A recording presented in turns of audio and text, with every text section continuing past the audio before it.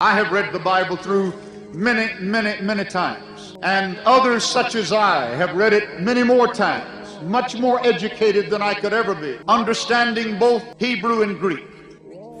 Muhammad is not mentioned in the Old Testament. With this countless number of reading, the man doesn't see it. How can that be?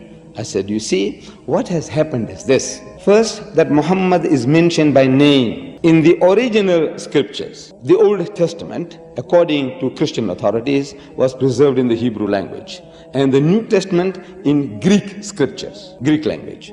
In the Old Testament, in the Song of Solomon, chapter 5, verse 16, in the Hebrew language, it reads, Hikko mamittakim vi kullo Muhammadim zahdudi vi zahra'i bainat Jerusalem.